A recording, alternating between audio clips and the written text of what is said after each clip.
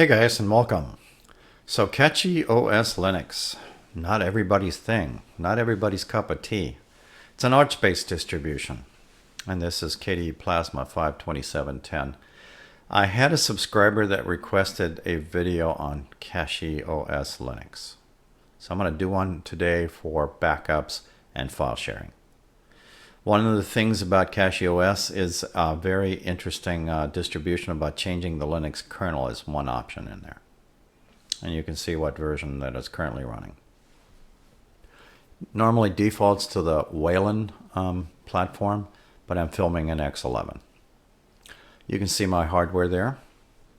And I'm filming in 1920 by 1080, so you can adjust your YouTube player accordingly if necessary.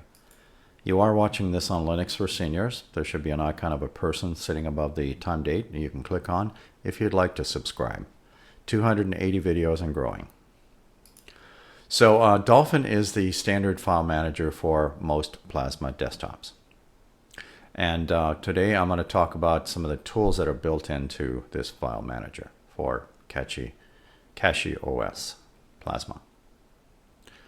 All right, so whether you are doing this for backup purposes or file sharing or both, I will talk about that. So I have a file sitting here. Some folks in the Linux community call this a tar ball. I call it a tar box. It's just my nickname for it. This tar box or tar ball has some files in it that I selected for this purpose. And this is non-compressed files. So let me talk a little bit about tar and then we'll move forward. A lot of you folks know what that is, and there's probably some viewers online that do not know what a tar is. I'm not talking about the tar on your road. I'm talking about tape archive. I've been around computers for over 40 years, and tar has been around since the Unix days. So tar, this version of tar is not compressed. There's also compressed tar or tape archive. And you will find that also in here as the most prominent tool. But a lot of folks have large hard drives nowadays, and also external drives and internal hard drives, in addition to their regular boot drives that are fairly large. And a lot of folks nowadays don't care to compress things. They're wanting to do stuff for speed, like making backups for speed. Tar is one of those. This will do very fast backups. You can certainly install a lot of backup applications or tools. I'm going to show you stuff that's built right into your file manager for CachyOS. So now we need to decide, do you want to copy everything in your home directory or folder, or just certain things? If I do Control-H, it'll display my hidden stuff also. I'll pick on the first directory or folder, .cache. We can call it period cache if you like, but I'm going to call it dot from now on. That has a period or a dot in front of that name. This is normally very enormous. There's another popular folder called .icons. This is where this mouse cursor or mouse pointer, this yellow thing, is stored, called radioactive. I have quite a few videos on my YouTube site that shows you how to install mouse cursors and mouse pointers. All of my videos, I'll only discuss two folders in all of the Linux distros. This is one of them. All right, so I don't care to back up my personal hidden folders. How's that? Or hidden files. So Control-H to turn that off. I'm going to hit Control-A though to select everything. And then while holding the Control key, I'm going to deselect the backup because I don't want another backup of that tar file or tar ball or tar box. So it doesn't matter which one of these I right click on, any one of these are highlighted. We're going to talk about this tool here. Now this may, for some users, it may find surprising, but there is a tool that doesn't compress in here. So again, a lot of you folks know this, and some of you folks not so much. It may be the first time you're seeing this, so I'm going to treat it from that angle moving forward on this video. So I'm going to click compress and talk about these options. So if you can't read that, again, I'm filming in 1920 by 1080. That says archive.tar.gz. That means that tar or tape archive is compressed because it has the GZ on the end. The next one in line is archive.zip, which is also compressed. And then I'll select the last option, compress to. All right, so now I have all of these selected, and I'm going to do my first compression with you. So in the list here, we have Bob is our home user. It's just a made-up name. It defaults to archive, so I'm going to use today's date as my identifier. So I will put in dash 12/16/23. Some folks in the European community will put in 16/12/23. A naming convention nonetheless, I would suggest putting dates. Here's the list type. The 7-zip archive will not be there by default, will not. This is an option that I installed, and I'll show you how to install that later. You will have the tar archive, which is not compressed. Not compressed. And then you can also select the tar archives that are compressed, and there's quite a few of them. And at the bottom, you'll see zip archive. I'll cover this in a minute. So this is a solid state drive that I'm working with. And a lot of people are looking for speed instead of compression nowadays. So tar archives will make that very fast because it doesn't need to compress. I do recommend that you leave that on, so it'll add the .tar at the end of your file. So I'm going to hit OK, but I just want you to watch the gauge over here for a second. Okay, so that's approximately 5 to 6 seconds. And you're probably thinking there's probably hardly anything in here. Well, that's 1.3 gigabytes, GB. Do we know the difference between GIB and GB? If not, go check that out on the internet. GB versus GIB. It's just a math calculation. Anyways, 1.3 gigabytes and change. Fairly large file. I'm going to move that over in my backup folder. So I have a 12/16 and a 12/12, so that's my old file.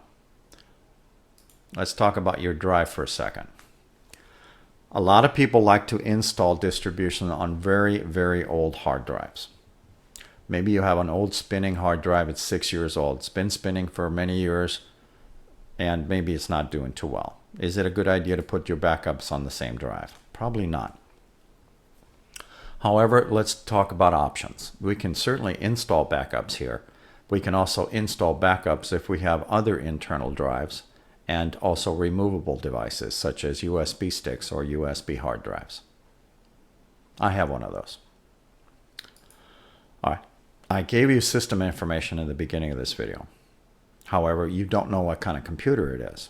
It's not a laptop, it's a tower computer. My tower computer has this USB connected solid state drive connected to a USB 3 cable, which is plugged into the USB 3 port on the back side of my computer, because that port is faster than the ports in the front. So if you are looking for a little bit of extra speed, more likely you want to use your back ports on the back of your tower computers. How long do you think it'll take me to transfer this file? This is 1.3 gigabytes to that USB device. Let's do a copy. Now, before I hit paste, is it time for coffee? No. This will take approximately 6 seconds. 10:1, 10:2, 10:3, 10:4, 10:5, 10:6. It is finished. So I just transferred 1.3 gigabytes worth of data from that solid state drive to that solid state drive through the USB cable, which is essentially slow. USB 2, USB 3 hard drives usually are a little bit, well, if they're spinning drives, they're a little bit slower, and certainly USB sticks 2 or 3s are also slower. But in either case, we're looking for speed, right? A lot of people don't care about the compression nowadays because they have large storage devices. Now, I just put a backup of this on this USB backup drive. Now I'm going to throw a couple of scenarios out to you. This USB backup drive is being shared by 5 family members in your household. We can think about how we format that later. But let's say we picked a file format that everybody agreed on and we deposit files on here. So tar files can be read on all the Linux distros. A tar file can also be read on Windows 11. So the tar ball or tar box is what I call or nicknamed this thing, has all the stuff that I picked. A common file set would be maybe PDFs. A common photograph or joint photographic group called JPEGs. You know, the stuff you find on your digital cameras and maybe your smartphone cameras. These are very common. So I'm not going to extract all of them. I'm just going to pull out one file. And then I can transfer that on the local drive, whether it's Linux or possibly Windows 11. I didn't have to extract everything. These are not compressed. They're in a nice, neat little container, but I just pulled out one JPEG out of here. Now I can transfer that into my local drive if I am plugging this drive into another machine. So that's one use. Not only backing up, but I'm also file sharing. Let's talk a little bit about compression now. Control A and then deselecting that folder. I'll right click on this one this time. So we do the compress. We can do the archive.tar.gz, that's compressed, and the zip is also compressed. Compressed too, the tar is not. But there's also derivatives of tar in here that are compressed. Now I'm going to open up the scales just to let you see this. These are selectable. Okay, the level of compression. So that one is B zip 2 compressed, and down here is the Z standard compressed. The scale is a little different. It's also draggable. And down here at the bottom is the zip archive. Has two selection boxes. You have the method and the level of compression, and it also has password protection. So this is plenty good for home use. Again, and this is not industrial tools, but plenty good for home use. So it offers AES 256, 192, and 128. Just pay attention to this box though, because your destination machine may not be able to, well, uncompress this. That is why I installed another tool, and I'll show you that in a minute. So adding a password to something like an archive is usually used for privacy purposes. So now I'm going to click this one and show you the one that I actually installed. This will not be on your installed CachyOS. You will have to install this yourself. It's this one. All right, it offers you the .7z. It's a modern compression. And these are the different formats. And of course, this is selectable. It does have passwords, AES 256 only. You can do it with or without the file list, and it also offers you multi-volume archive as an option if you have small storage devices, internal or external. Okay, now let's talk about installing the tool. We'll come back to this, and I'll give you a practical version of why you'd possibly want that. CachyOS. Let's open up our menu and type in soft. We have a couple of ways to install software. We have console or terminal. We have Octopi and Cachy package installer. You really don't have to open this menu up to activate these tools, because if you just start typing, because KRunner is always running in the background. So if you type in CA, the CachyOS package installer is already lit up for me. I just hit enter, and then I type in the password, and this will be a point and click thing. I'll pick on browsers for a second just to point out that the Cachy browser is installed, and that's down here. If you don't know too much about this browser, it is a community maintained fork of Firefox. You can also uninstall that. But you have the Brave here, and let's say you want the Brave in the Opera, for instance, you do the install thing. So this is CachyOS package installer. So you can find software in there. Here's another one. Type in OCT and hit enter. So Octopi, by default, it will actually default to the find. And right next to that alien looking symbol, you can see the cursor is blinking. So just put in P7, and what you're looking for is P7 zip. Right click on that and do the install thing. Mine is removed because it's installed. So do the install thing, click the apply and follow the directions and allow it to finish. Once that's done, the tool will become part of your file manager. And you'll pick it in this category. So let's talk about a practical use for that. This is a shared hard drive by 5 members of your household. This is a shared tar file, which everybody can view and pull files out of. But you, as the user, have some sensitive documents. But you need to use this portable drive because you need to transport this folder or folders over to another computer using this USB backup device. Again, it could be a hard drive, could be a stick. I'm going to do 2 of these.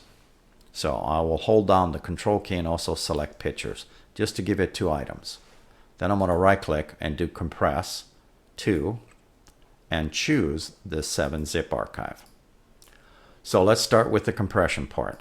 What do you want to choose? Do you want to leave the default and the gauge? You can change that if you like. Then the next option is password. Again, the whole reason we're doing this is for a little bit of privacy. AES 256 is plenty good for home use. Let's think of a password the other users don't have and repeat it downstairs. If you add an extra letter, it goes red or maroon colored. So I'm going to eliminate that, so that will be, and you can use the eyeball if you like, of course. The next option is usually defaulted on, which is ask for password before showing the file list.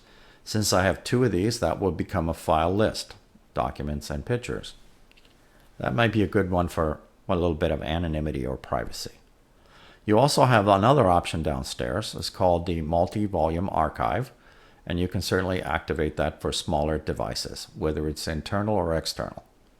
And you can select the megabyte range in here if you like.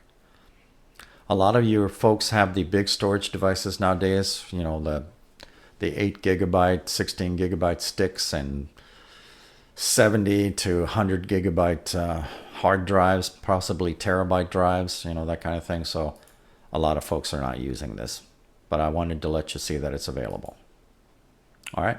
Now I'm going to do one more thing though, because I'm a paranoid person. I will put an X in here. So the file will be called x.7z when it gets done. So this will be for privacy reasons that you're doing something like this. I am going to cut that and toss it in my backup folder for temporary. And then we're going to copy that and toss it on this shared hard drive. So you put this file on here for yourself because we're all sharing this drive in the family, or in your household. And you're putting a password on here because you're the only one who wants to open this and use the files in here. But everybody else can see this if they borrow your drive, borrow the shared drive. But you put that there for a reason, because in case you left that file there by accident, that's what they're going to see. They need a key to open up Pandora's box. If you don't have the right key, you don't know what's in there. So even if I hit cancel, it's a blank box. So you have no idea what's in x.7z. In other words, Pandora's box. So you put in a bad password, you'll get a bad password response. You put in the right key though, it opens the box. So I opened up Pandora's box, or I should say the X7Z. And anyways, let me get rid of some of these post-it notes so we're not looking at too many things on our screen. But as I told you, I did documents and pictures to go with it. Now I can choose to extract all. I can also move this file from this machine to another because it's a portable storage device. But let's just assume that we want to uncompress, because this is 7Z, which means it is compressed, unlike the tar, which is not compressed. But it's in the same format nonetheless. So we can also choose one thing at a time instead of everything. So we can pull out the one JPEG if we wanted. That file is still open, by the way, it just minimized itself. So I can choose another one. And now I'm going to close that box. So if I need to open this again, it will request a password. So this is for you folks that want to hide your files from the other users in your household, or for a little privacy part. Okay, I'm going to delete those. The tar everybody can open, providing, of course, they're on their machines and this is a common file format that you formatted the drive with. So tar again can be opened on any Linux machine, and Windows 11 can also open up a tar as an example. So the 7Z is the only one with passwords on it, and again, if I don't give it the right passwords, I don't know what's in Pandora's box or what's inside of x.7z. A little bit of privacy thing. Can you do that with your regular folders? Absolutely. Just keep in mind that anytime you use compression, whether it's tar.gz zip and 7-zip, anytime you use any compression, it'll take a lot longer than the standard tar. The tape archive is the fastest, but it doesn't offer you any compression and password protection. You can't click those. Just keep in mind, there's tar and there's compressed tar. Then you also have the zip archive downstairs with many options.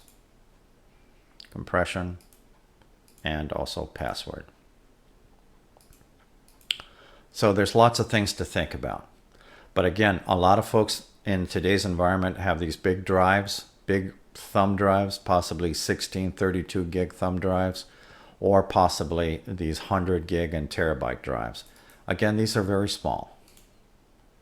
You know, this is my home folder. Even with good data on it, it's roughly 1 or 2 gigabytes. Okay.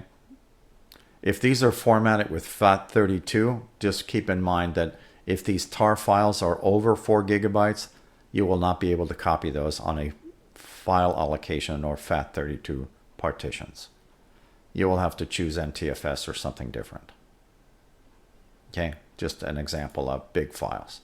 But if you're dealing with something under 4 gigabytes, these will transfer rather easily. Passwords or no passwords with 7Z is your choice. How many files and folders you put into these things is all up to you. And again, the speed, tar is your fastest. Anything that has to do with compression tar is slower than regular tar. I will close that and say thank you for watching.